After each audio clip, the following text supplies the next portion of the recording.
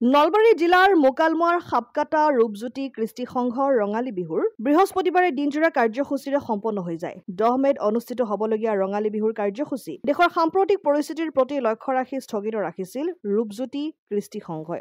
শেহতীয়াভাৱে পৰিস্থিতি স্বাভাৱিক অৱস্থালৈ ঘূৰি অহাত বৃহস্পতিবাৰে অনুষ্ঠিত কৰা হয় ৰঙালী বিহুৰ কাৰ্যসূচী। পুৱা পতাকা উত্তোলন কাৰ্যসূচীৰে ২৭তম ৰঙালী বিহুৰ কাৰ্যসূচী আৰম্ভণি হয়।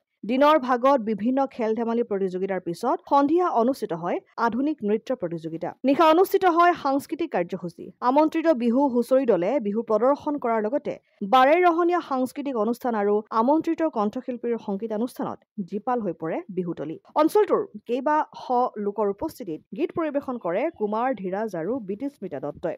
আমাৰ সাপকাটা ৰূপজ্যোতি কৃষ্টি সংঘৰ এয়া আমাৰ ২৭তম ৰঙালী বিহু উদযাপন। আজি আমি ৰাতিপুৱাৰ পৰা আমাৰ এই ৰঙালী বিহুৰ কাৰ্যসূচী ৰাতিপুৱা বন্তি প্ৰজ্বলন, তাৰপিছতে সংঘৰ পতাকা উত্তোলন, বৃক্ষৰোপণ,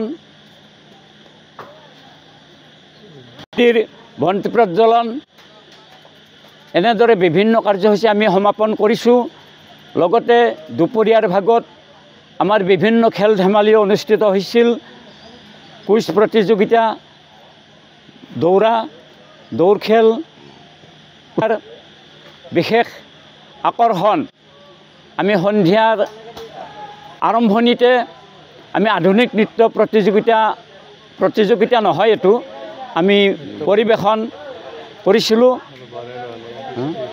বিভিন্ন ধৰণৰ বাৰেৰহণীয়া দলক আমি নিমন্ত্ৰণ কৰি আমি বিহু মঞ্চত তেখেতসকলৰ দ্বাৰাই আমি বিভিন্ন নৃত্য উপভোগ কৰিছোঁ।